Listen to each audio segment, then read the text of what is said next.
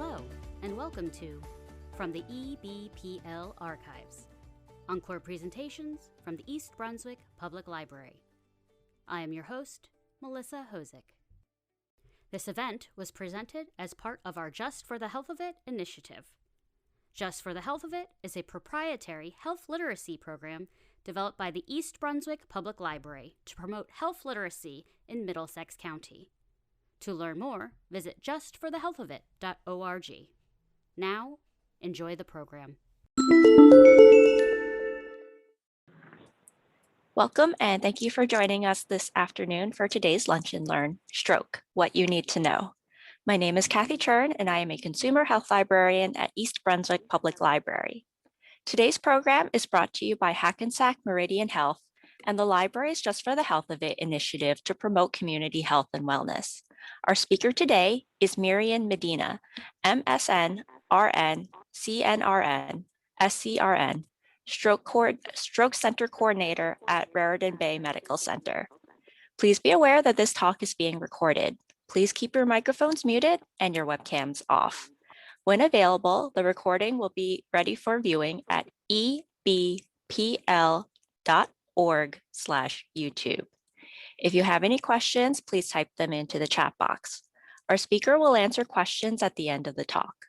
Please be aware that the speaker cannot provide medical advice to attendees during this program.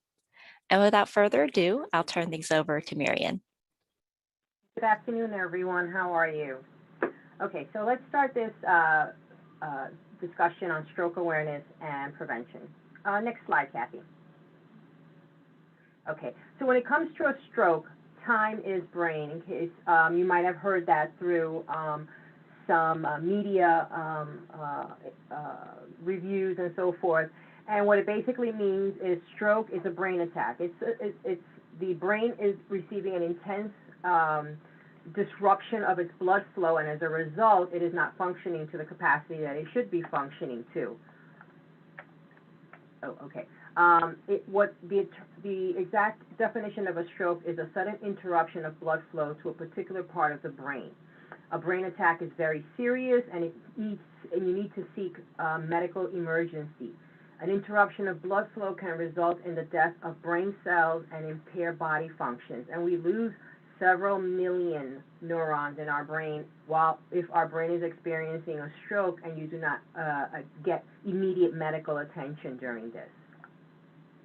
Next slide.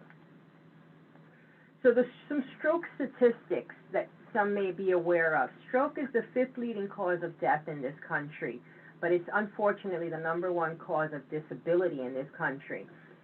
Stroke is preventable. As many of us might think, how can you prevent a stroke? We're going to discuss that here in our talk. It's beatable and it's treatable. The age of stroke victims under the age of 65, there's approximately 28% of our populations experience a stroke under the age of 65. This past year, 2020, during our pandemic, we unfortunately saw a big rise in stroke cases due to COVID. And those over the age of 65, there's approximately 72% of our patients fall in this age bracket. The risk of stroke doubles for every decade over the age of 55. I do want to stress that stroke is not a disease for the elder population. It is a disease for all. I've seen stroke occur in someone in their 20s, in their 30s, and unfortunately, I'm seeing a lot of patients experiencing their first stroke in their 50s. The good news about this is with all the technology and advancement and research that has been done with stroke, 4 million survivors are alive today, thanks to the research that has been done by the American Stroke Association. Next slide, Kathy. Now, there's 2 types of strokes when we discuss the term of stroke, because remember, the definition of stroke is the interruption of blood into our brain. So there's 2 types of strokes. There's an ischemic stroke, and there's also a hemorrhagic stroke. The ischemic stroke is 87% of strokes fall under this category, and the other 13 fall under the other category, which is hemorrhagic, and we'll go into that in just a minute. What's an ischemic stroke It's caused by a vessel. If you see on the lower right-hand corner, it looks like a freeway. Your blood, the vessels in your body are like the freeways that in our country, Route 9, interstate. Think about it like that, going up to your brain. When there's a blocked road, let's say Route 5 in the Old Bridge area, Route 516, there's an accident and the road gets blocked, then the traffic is not filing through 516, it gets blocked. So when that happens in the brain, depending where that blockage occurs in the brain, whether it's in the front, the middle, or the back, that area now gets disrupted of blood flow, and that area of the brain is not functioning. That's when you begin to see certain signs and symptoms. That, again, we'll also get into in a minute. You can also get this blockage from fatty deposits that are lining the inside of the vessel. And that lining of the vessel, those deposits come from uncontrolled diabetes, as well as hyperlipidemia, which is high cholesterol levels, because all this, the high cholesterol needs to line somewhere in your vessels or in your body fat. That's where you can get some LDL, some cholesterol coverage. And that's why the fat around your abdomen area is kind of the worst type of fat to have, because all your major organs are around this center part of your body. So if you have high cholesterol levels and the fat is being deposited in that area, you are at a very high risk of a heart attack or a stroke. And then there's thrombus. That's a clot that forms from a fat deposit or from just a clot forming in your blood vessels, and it dislodges from somewhere in your body, circulates up to your heart, and it can either land in your lungs or it can land up in your brain, and that's where you develop the stroke. But just be mindful that these three reasons of the blockage is what causes the interruption of blood flow to the brain, which is a cause of the stroke. Then our other type of stroke, you can go on, Kathy, to the next one. This is a hemorrhagic stroke. And these strokes is, as they say, hemorrhagic is bleeding. And it's a weakened blood vessel. If you see the picture on the right-hand side, the aneurysm, which is the bubble, has bursted, and the blood leaks out through there, and it leaks out inside the brain. This weakened blood vessel can come from an aneurysm, which is this photograph here. An aneurysm is a ballooning on the side of the vessel. This can develop when you are born. You might have an aneurysm and never, ever, ever know it. Or you can have from uncontrolled hypertension, because think of uncontrolled hypertension as pressure, high blood pressure. So when you're blowing up a balloon and you're expanding that balloon, after you get to a certain pressure, it can burst. That is the same concept I like to describe when we talk about aneurysm with uncontrolled hypertension. There's also what's called arterial venous malformation. It's somehow in vitro, when the brain was developing, you did not have arteries go into capillaries and then go into, the exchange, and then go into the veins, and then the blood circulate back into the heart to get cleaned again. And then there's AVM malformations, which are clusters of abnormal blood vessels. Sometimes you may come across having AV malformations when you have frequent headaches. And sometimes they may diagnose you as migraines. But to feel comfortable to know if you have any AVM malformations or a cluster of these abnormal vessels that might be causing you to have headaches, is you ask your physician to run an exam. It's called MRA, and it's basically a test similar to an MRI. MRI just takes pictures of the outside of the brain. MRA takes pictures of the vessels itself, and from an MRA, the radiologist can see if you have any bubbling of this, and then if it requires any immediate attention. Because sometimes you can live with an aneurysm and never ever have an issue. Then you have other aneurysms that are very symptomatic, and one of those symptoms is severe frequent headaches, and you can have interventions done for this AV malformation. It's coiling or where they snip the actual aneurysm. There's a lot of ways of treating these aneurysms, but the way to find out if you have an aneurysm is you need to have an MRA done, and that's where the doctor can see really well the vessels that are occurring in the brain. Because I think one of the questions Kathy mentioned someone had is how do you differentiate a stroke headache from another type of headache? When I get to that question, a stroke headache, that means that the blood is already leaked out of the vessel and is inside the brain. I can say that the headache that you get when you're experiencing a stroke, every person has always said it is the worst headache they have ever felt. And the reason why is because fluid is filling up your brain cavity that is not intended to be there, because the brain sits in a very tight spot of the underneath your cranium, underneath your bone here. Your brain sits there, and there's some fluid in there because it's kind of floating, if I may put it that way. Your brain floats there for movement, and it's very slight movement. But if you fill up that space with blood, you start to squeeze the brain, and your first reaction is to have an intense headache. And everyone always describes it who makes it into the emergency room, because this hemorrhagic stroke is very life-threatening.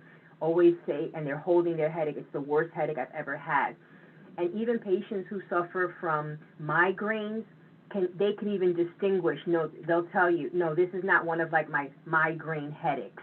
I don't suffer personally from headaches of any type, but I do know that a hemorrhagic stroke, when they come in with the headache, every patient has always said it's the worst headache that I've ever had.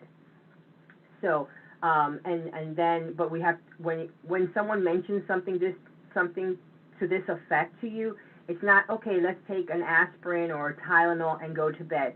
When someone tells you, I've had the worst headache I've ever had, and they have some of the risk factors that we're going to go over in just a second, call 911 and bring this patient immediately to the emergency room, because there are interventions that can be done if someone is experiencing a hemorrhagic stroke. It's not always a fatality.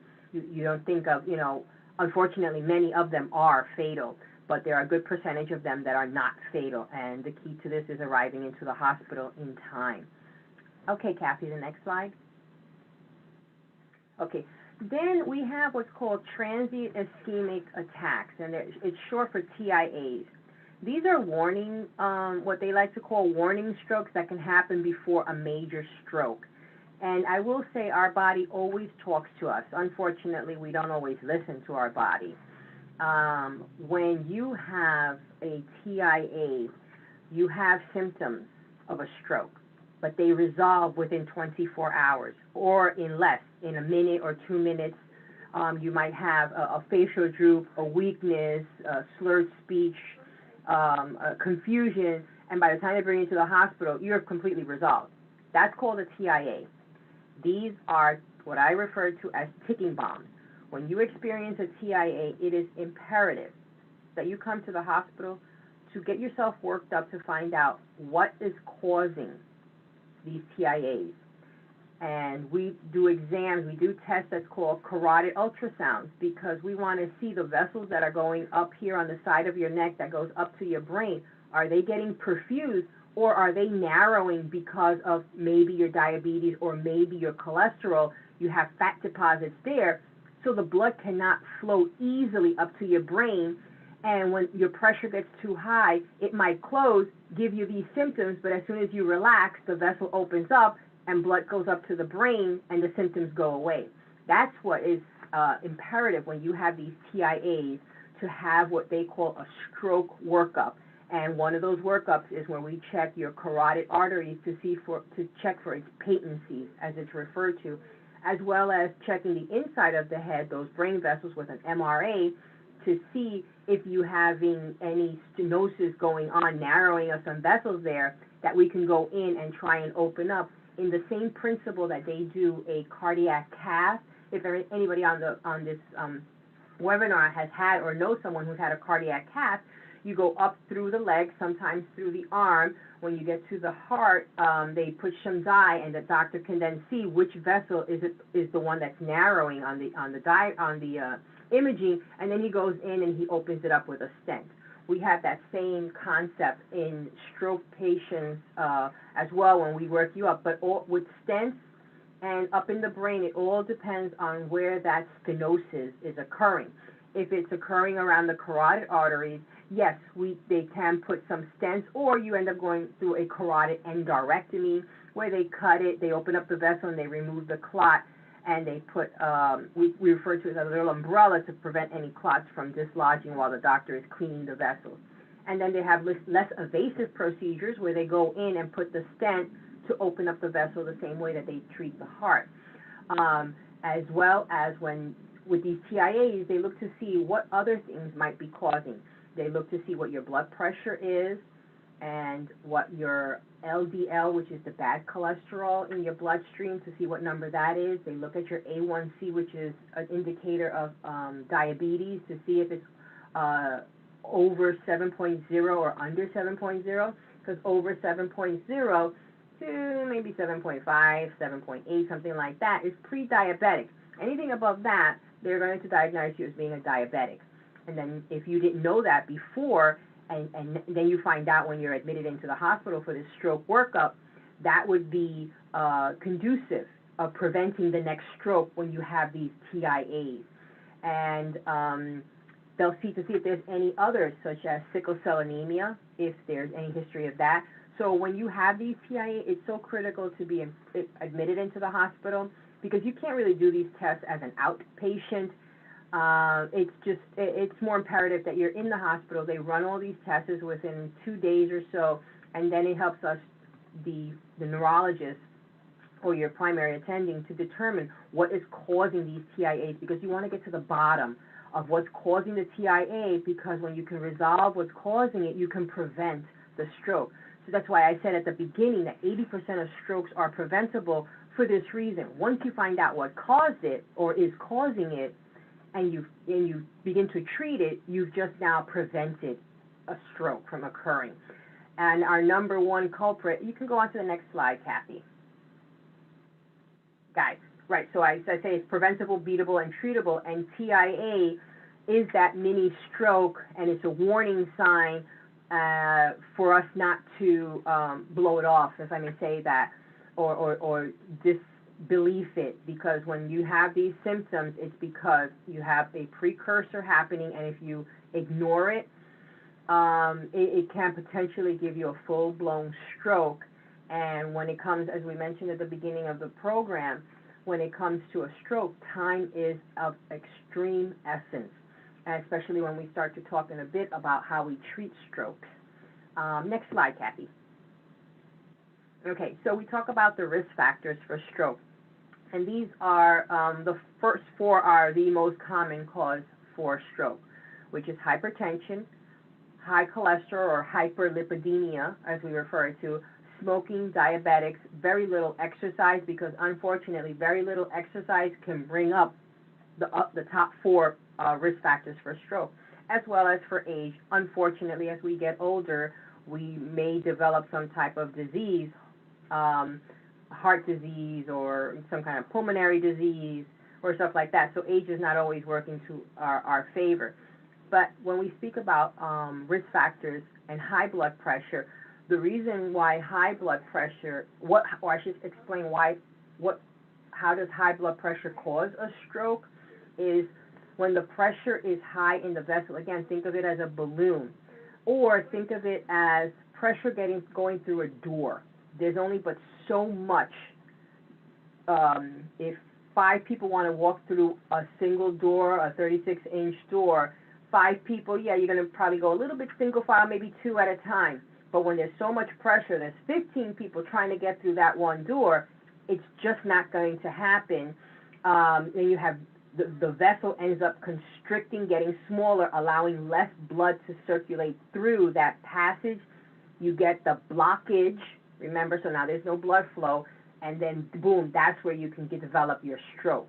So that's why high blood pressure is very, very important. It is the number one risk factor for stroke, as well as for a heart attack.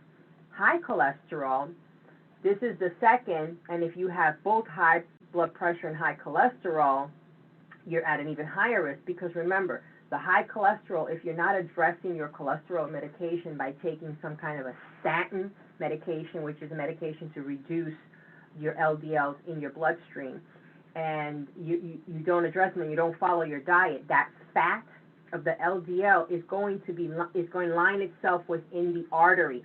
So if you have, again, a doorway that's 36 inches wide, if you have a lot of cholesterol, or if you have too many things blocking that pathway, it has the higher probability of just collapsing the vessel because it's blocked, not allowing any blood. Then you have your high blood pressure behind you trying to push the blood through. And with this type of combination, you definitely can get a stroke, and you can get a hemorrhagic stroke from that, because the lumen, the vessel, is small. You have blood pressure pushing it, and like a balloon, you can only take but so much pressure before it ends up bursting. Smoking and diabetes, it's just the remnants of too much glucose in your bloodstream. Again, it also lines the vessel of your artery, and any of those little crystal sugars gets dislodged, circulates through your bloodstream, gets through a small vessel that it can't pass through. Boom, there's the blockage, then there's no blood flow, hence that's where you get your stroke. Smoking, it's the same thing. It's those residuals that you're inhaling getting through your bloodstream, through your pulmonary system, because your pulmonary system cleanses your blood. So once you're inhaling, all those vapors are getting inside your bloodstream to that extent, and the body cannot metabolize those items. So eventually they find a way around the vessels. Very little exercise, because with very little exercises, you unfortunately may, not all, develop obesity. And obesity brings you diabetes, and not in all circumstances. It brings you diabetes, and it can give you hyperlipidemia, high cholesterol, and it can give you hypertension. And as I mentioned, age, unfortunately, the older we get, we are at risk of developing either a heart attack or a stroke. Next slide, Kathy. Okay, now we talk about risk modifications. When we mentioned at the beginning where we say stroke is preventable, it's preventable because those risk factors that I just mentioned to you, hypertension, hyperlipidemia, diabetes, and smoking, you can modify. That's why they're called risk modifications. That are some of the things that you can do to prevent it. So with blood pressure and cholesterol, get yourself checked at your primary doctor, or whenever you see at events, not unfortunately now with the pandemic that's going on, but hopefully soon when there's blood pressure healthcare drives, around the community, and someone's taking blood pressures, take your blood pressure and see what that number is. We like to see it around the 120s systolic, which is that top number, and the bottom number in the 80s. If you get a 136, 138 over 90, it's pre-hypertension. And basically, like I mentioned before, it's your body talking to you. We just have to listen. It's saying, my pressure's starting to get a little bit high. Let's look at our diet, and the number one culprit to our diet that brings our blood pressure up is salt. And you'd be amazed how when you cut back on your salt, you will see a 10 millimeters of mercury drop in your blood pressure number. So you're in the 140s, 150s, and you're not on any blood pressure medication. If you cut down on your salt, and you need to just take a really good look at what you're eating. And be mindful that food that you eat a lot in cans, they contain a lot of salt, because they want to make them give them a long shelf life in the supermarket. So that way your natural fruits and vegetables, or your frozen veggies are excellent because they don't contain preservatives, only canned items. Those are healthier for you than the canned items. However, if you do use canned items, such as let's say for garbanzo beans and stuff like that, you drain them. You minimize the amount of sugar that's already in the can. That would help you continue to wash the beans from the can. Obviously, you can't do that with soup if you're having a Progresso can of soup. But be mindful with that. Drink lots of water to wash out the salt from your system. You'll also know if you're retaining too much fluids from salt. You tend to be a little bit edematous, and that word edematous is mean when you have some swelling in your hands or your legs. And the way you test if it's a significant amount, and I hope you can see here on the thing, is you squeeze your wrist, and then you look for some red markings here. They should go away in about 2-3 seconds. But when you squeeze your hand, I'm trying to squeeze it really tight, and you see those red marks for longer than 5 seconds, that usually says that you are retaining a little bit of fluid.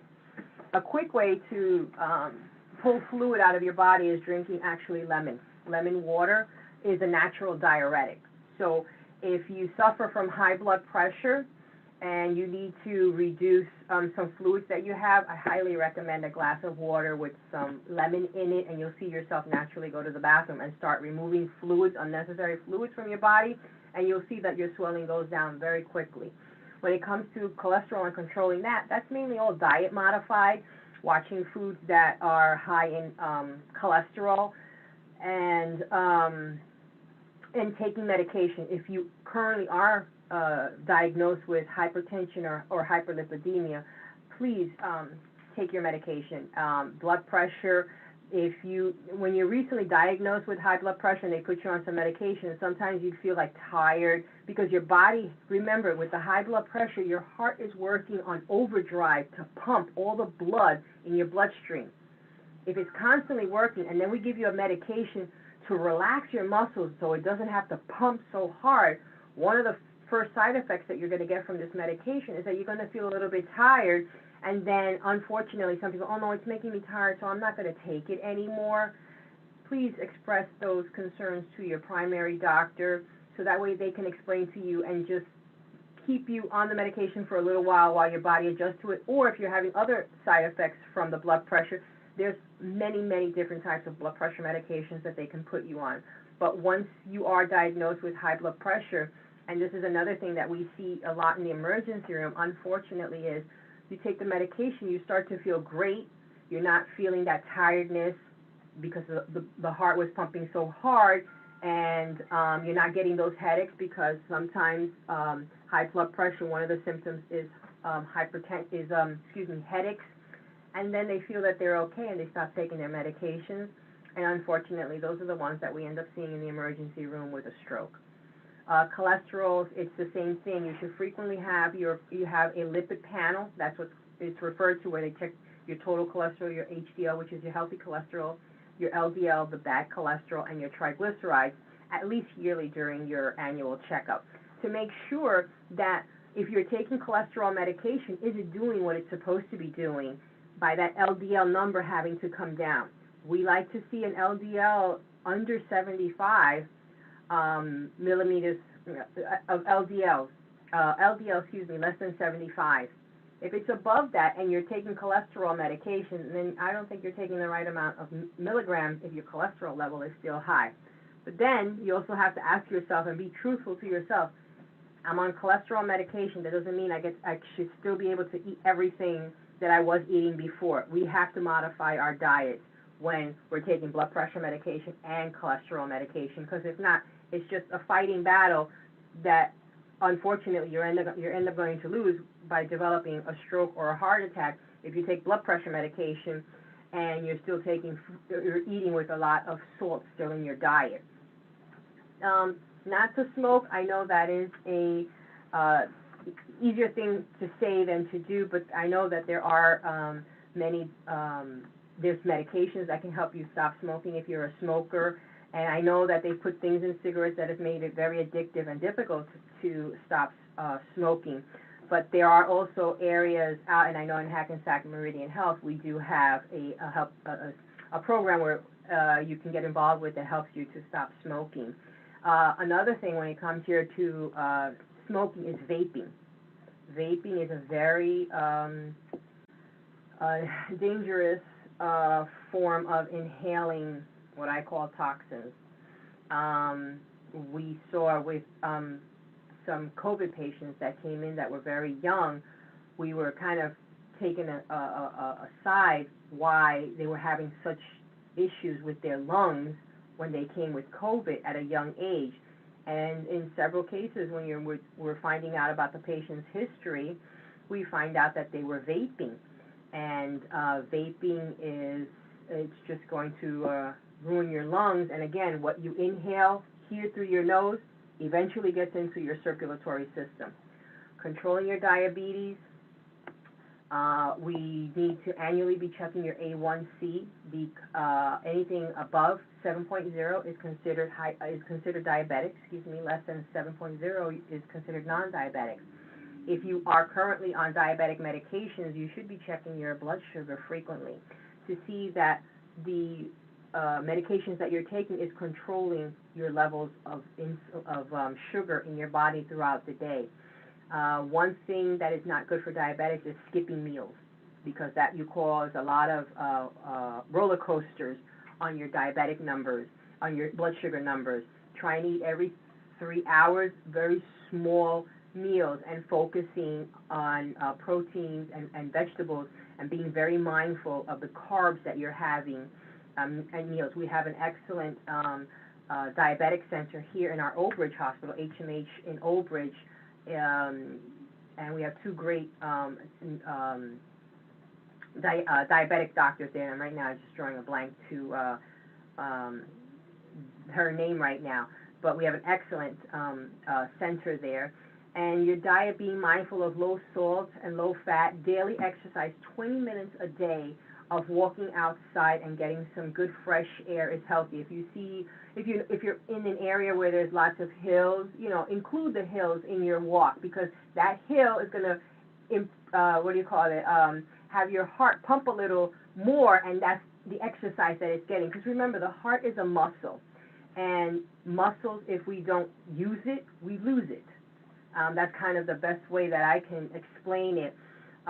It's the same as if anybody in this group has ever broken an arm or a leg and you were in a cast, and obviously you couldn't do any exercise to, let's say, for example, the arm, and when they take the cast off and you look at it, it's like so skinny, and comparing it to your other arm, well, that's called atrophy, and that's developed because you weren't able to exercise it. So it's the same thing with the heart. If you don't exercise it, it's laid back, gets lazy, boom, you become obese. The obesity brings on diabetes. The diabetes can bring on hyperlipidemia. Hyperlipidemia can then bring on hypertension. So you see how it's a roller coaster effect. And alcohol in moderation. That's kind of all I can say about that. For me, alcohol is a sleeping aid for me. I take one glass of wine and I'm sleeping. So I'm not much of an expert when it comes to this here. Next slide, Kathy. Also, would you know how to recognize a stroke, anyone in this room? If not, I think the biggest takeaway from this talk is the next slide. Is be fast. And this is how the public can improve the recovery and recognition of someone surviving a stroke. And BFAST stands for B for balance. And it's a loss of balance, and what's unique about the BFAST, it's sudden. You're fine, and all of a sudden, you lose your balance. And it's not like you tripped or you're walking on the sidewalk and there was a pebble and you tripped on it and you lost your balance. I'm not referring to that. I'm talking about where you're walking and all of a sudden you lose your balance and you're walking towards one side of the room because you need the wall to hold you up. Or you're saying, wow, this room is starting to spin all of a sudden.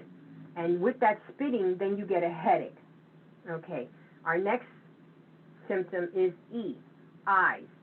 All of a sudden, you lose your vision. It goes and comes, or you suddenly can't see peripherally onto the sides, or you feel like it's a shade where, when you close a shade, it goes down and then it comes back up, and you can't explain why that is happening. These two symptoms, the B and the E, the balance and the eyes, your stroke is occurring in the back of the brain around the cerebellum region, as well as your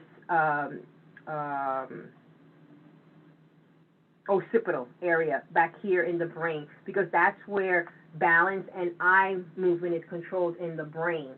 Now F is for fast, and F is for face, and one side of the face is drooping, and that's why I say that recognizing it, the person who's actually experiencing a stroke might not know they're having one for this simple reason: you can't see your face unless you look in the mirror, and if you look in the mirror, suddenly like one side of your face is down like here, and when you smile, this cheek is up, but this cheek seems flat, and then your nostril looks like it's collapsing, and if you open your eyes, this eye would be drooping. Now, what side is being affected? It all depends on what side the stroke is affecting.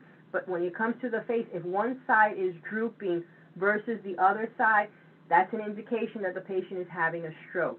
A, arms or legs weakness.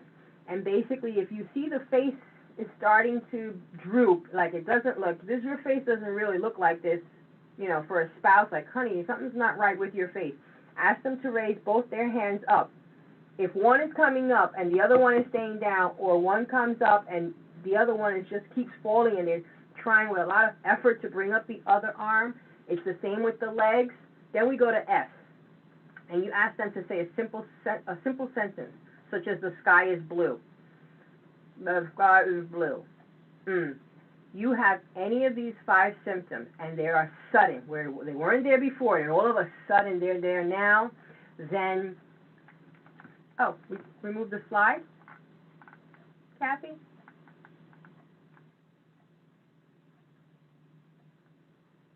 Well, I'll keep going. Okay, and then T is it's time to call 911. And what's important when you call 911 is they are going to ask you what is your emergency. You explain to them, I think my spouse, my daughter, my son, whomever is experiencing a stroke because, and then offer one of the reasons, like their arms or they're talking funny.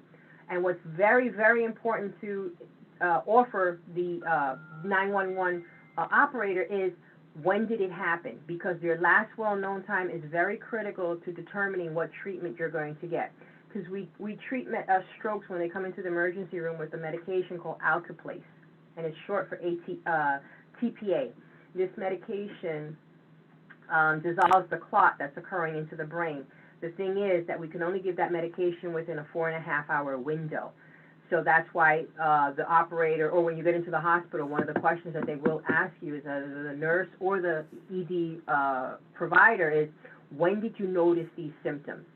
And if you say, oh, okay, it was just before we were having lunch at 12 o'clock, okay, the last well-known time is 12 o'clock, we have 4.5 hours to make a determination whether we're going to give TPA. We want to give this TPA within the first hour of them presenting into the emergency room. Next slide, Kathy. Okay, sorry about that. I got disconnected. Oh, that's okay. That's okay. Then there's some other subtle stroke symptoms that can occur as well, and sometimes these fall into small strokes. We usually don't pick them up. We'll wait almost a day or 2 days after having some of these symptoms, and sure enough, when you go in and they do the MRI, they come telling you that yes, you've had a stroke. Confusion, where you're unable to understand what is happening and you can't think clearly or you feel thrown off. Again, these are sudden symptoms. And what's difficult about this symptom is if you have a loved one in the family who's suffering from dementia or Alzheimer's, how do you differentiate if it's the Alzheimer's or the dementia versus a confusion from a stroke? I can't give you a clear-cut answer to that. I can just say I personally have my mom who's suffering from Alzheimer's, and I always, when she's getting confused, I'm sitting there, I'm like, okay, she's 88 years old, I'm like, is she developing a stroke, or is this from the Alzheimer's? So I'll be quite honest, I do be fast. I look at her balance, okay, Mom, can you see me with the eyes? I walk around the room, she sees me, she's following fast, I ask her to smile, let me see all your teeth. She's symmetrical, what we call A. Bring both your arms up, Mom. They're both arms, and she's speaking clearly, but just that slight confusion. Then I attribute it to the Alzheimer's. If I found any of those B fast, the B, the E, the F, the A, the S positive, then I would be calling 911 and having my mom brought to the hospital. The other one is difficult understanding. Again, this is the same thing as the dementia and Alzheimer's, unable to comprehend speech or language. Some patients, our elder patients that have the dementia and Alzheimer's, cannot always understand speech and language.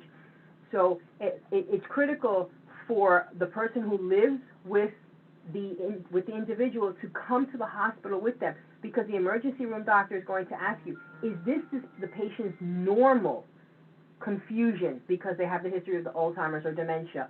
Is their difficulty in understanding language? And you as the primary care provider, it is critical for you to share whether yes or not, or be honest, and say, I'm not quite sure. They would activate a code stroke when you get into the emergency room and work them up. Dizziness, feeling faint, lightheaded, loss of balance, as we mentioned before, and numbness. This gets sometimes mislooked with diabetes, because when you have very bad diabetes, you have what's called neuropathy, and that's where you have sometimes tingling and numbness to your peripheral parts of your body, meaning your hands and your feet, from uncontrolled diabetes. So when you have that weakness to the arm and it's accompanied with numbness, sometimes it's just the motor part that gives it away that it's a stroke, and not necessarily the numbness in your fingers because of the diabetes. That's if you have diabetes. But those are other signs and symptoms to look for if you suspect that the person is having a stroke. And you know what? I personally say, if you think, if it's slightly in your head, maybe this is a stroke, call 911, come to the emergency room, and let a trained professional tell you, yes, it's a stroke, or no, it's not a stroke, because you don't want to have any regrets afterwards and feel guilty that if I would have brought my loved one earlier to the hospital, they could have been able to have done something to have helped them with the stroke, so their disabilities wouldn't be so overwhelming. So I always say that just bring them to the hospital and have a trained professional look at them, especially, I think one of the questions that Kathy was mentioning is how do you differentiate between a kind of regular headache to a hemorrhagic headache. Definitely a hemorrhagic headache, they are holding their heads down and they say, it is the worst headache I've ever had. That is a telltale sign of a hemorrhagic stroke. When you're just having, I just have this frequent headache and it's bothering me, it bothers me with light, my sinuses aggravating and stuff like that. It could be migraines or it can just be a simple headache. But I don't want people on this call to think to blow off headaches, because headaches are not normal, okay? If you do have frequent headaches, have it checked out, and they do have neurologists who are specialists in headaches, okay? Next slide. Okay, so these are, as we mentioned before, some ways of preventing a stroke, which is exercise, low sodium, as we mentioned. If you have circulatory problems, work with your healthcare professional to improve your circulation, and sometimes very good physical therapy would work with this. If you experience a stroke, please call 911 immediately. Don't say, it's going to blow over, because I sometimes say it'll blow over and you'll be 6 feet under. Okay, every minute matters when it comes to the brain, not because my world is neurology, but the brain is the most important organ, because without this, nothing from the neck down works. Next slide. People sometimes don't respond to the symptoms that we just mentioned for some of the following reasons. They don't recognize the symptoms, but now everybody on this call is going to recognize the symptoms. Denial or fear. We can't always let fear outweigh the education that we've gained, okay? Think nothing can be done. That is so far off the radar, because there are many interventions that can be done with stroke, and the main thing is preventing it. Knowing what your risk factors is the number one way that we do things to prevent strokes. You worry about the cost.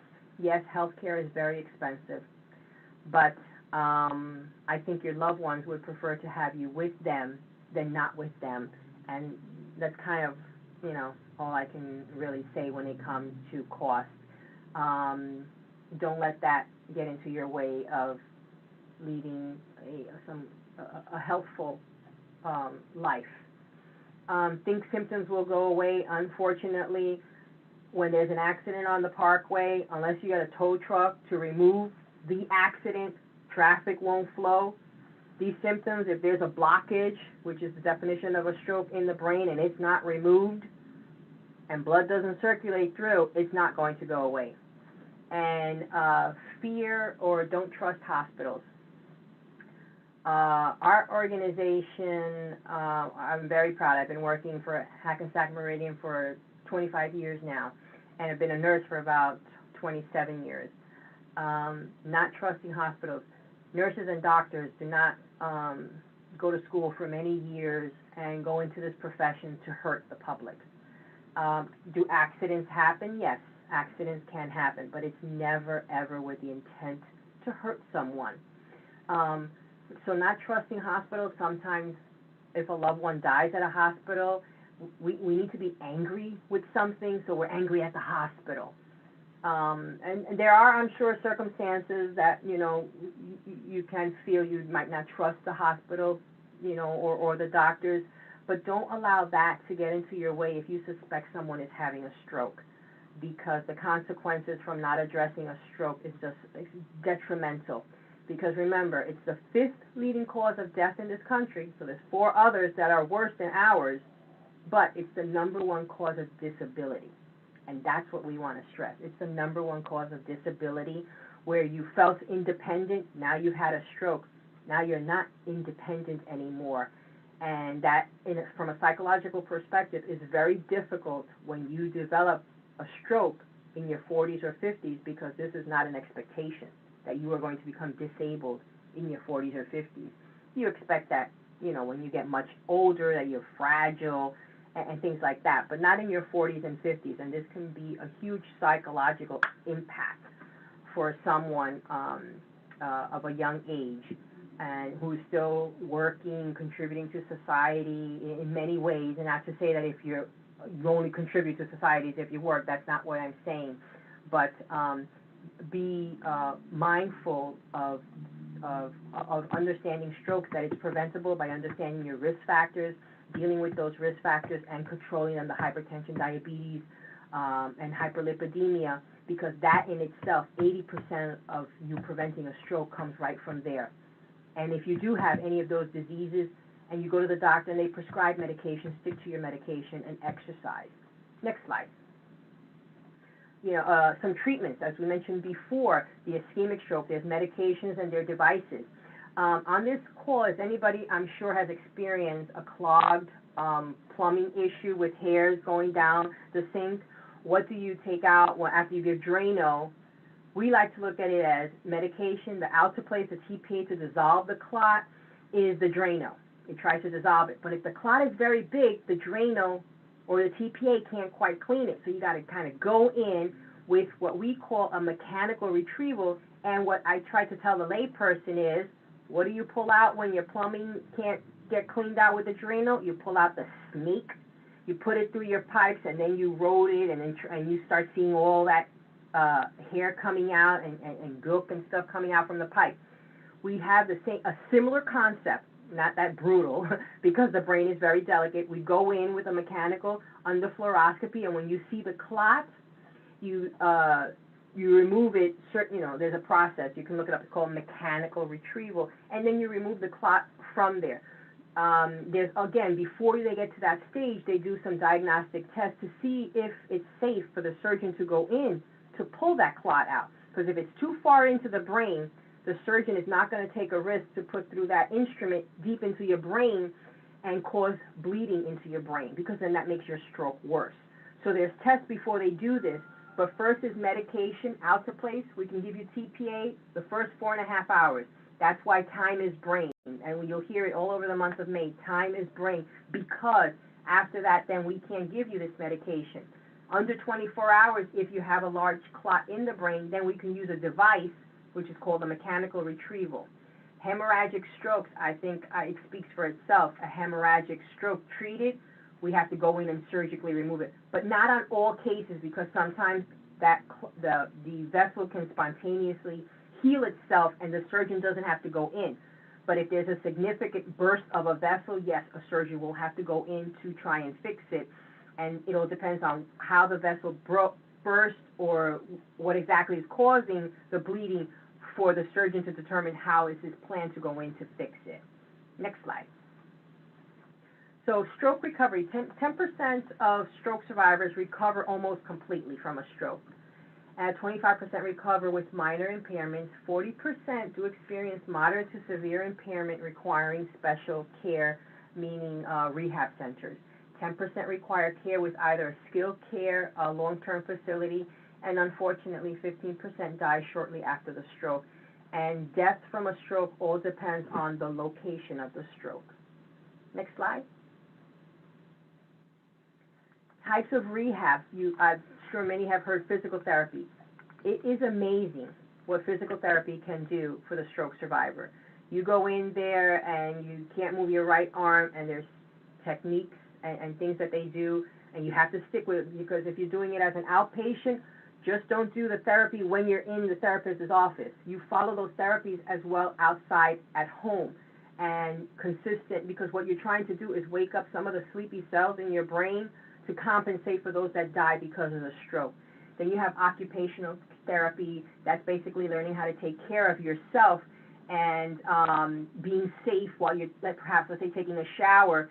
If you had a stroke and it affected your right arm and you use soap, okay, so how do I bathe myself now if I can't use my right arm anymore? And I can give you this that I learned from physical therapy is, if you use a soap to wash yourself, and it doesn't necessarily have to be from someone who's had a stroke, you can take a bar of soap,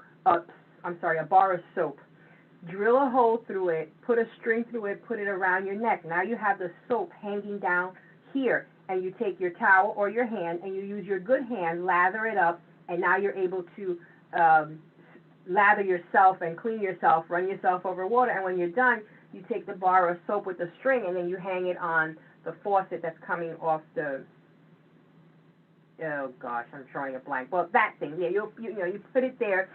This is what I hate about Zoom, because nobody can ever help me with the missing words that I'm missing.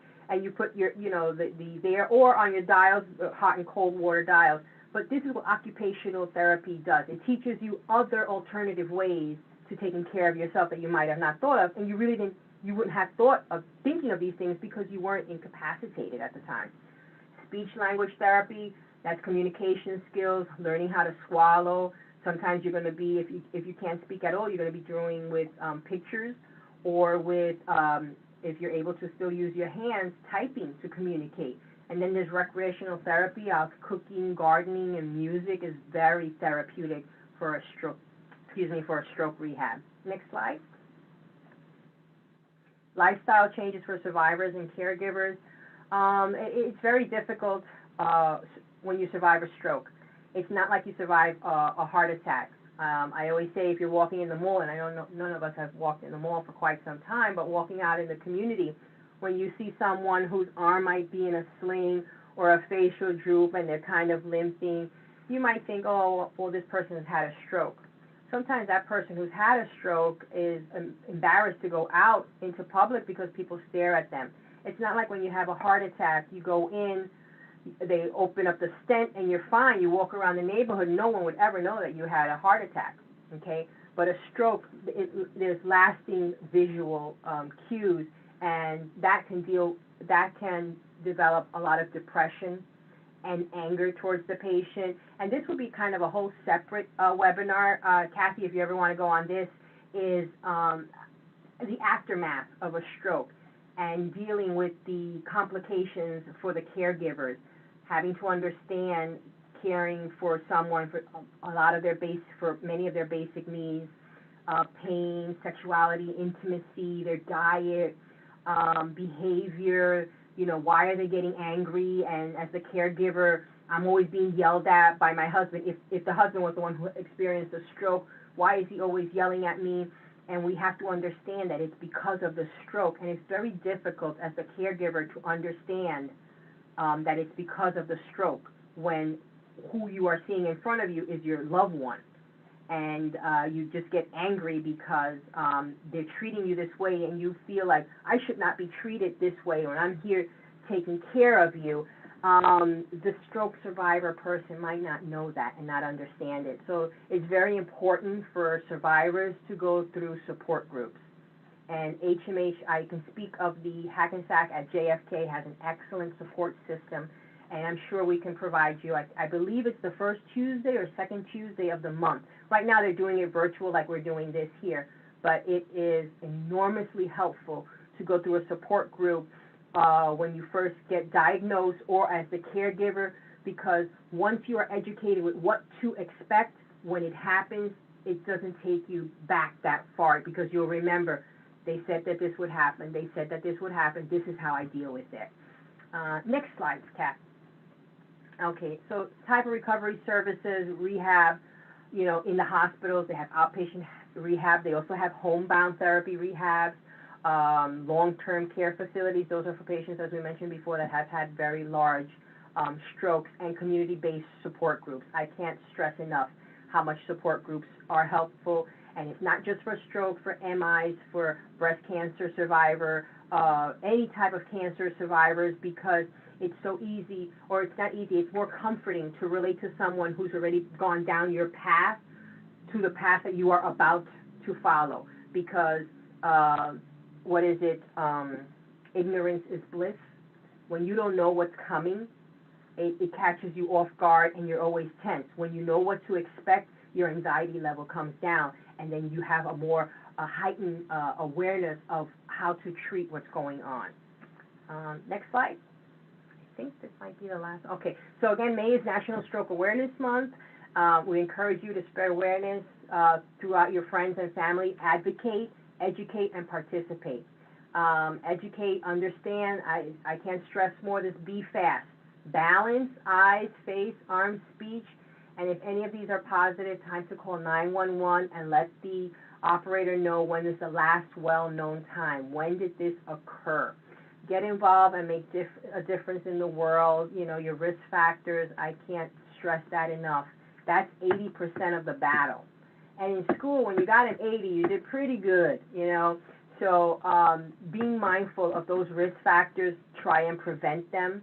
And if you do have any of them, hypertension, diabetes, hyperlipidemia, stay on your medication regimen. Don't stop taking your medication because you don't feel right. Have these discussions with your attending physician. I think that brings us to be smart, reduce, recognize, and respond. Know your risk factors, stroke symptoms, and at the first sign, again, call 911 immediately. Thank you. Any questions, Kathy? Anybody typed in anything? Okay, so if you have any questions, you could type them into the chat box now. Let me just see. Oh, there was that question that was emailed earlier. That was, is there a way to differentiate between a heavy headache and a stroke headache? Actually, I think you covered that, so. Yes, the main takeaway from that question is that the hemorrhagic headache, the patient says, holds their head and they say, this is the worst headache I've ever had. And sure enough, when you take their blood pressure, you're going to see a very high number, 180s, 190s. Don't let it shock you if you see 200. And that is imperative to get into the hospital. All right, so it looks like we don't have any questions. So I just want to say thank you, Mirian, for taking the time to present on this topic and for answering the earlier questions. You're welcome. Thank you. And then thank you everyone for joining us for today's talk, and take care and stay safe. Right, thank you. Bye. Bye. Thank you for joining us for this week's Encore presentation. To join us for live programs or to learn more about the East Brunswick Public Library, visit our website at ebpl.org.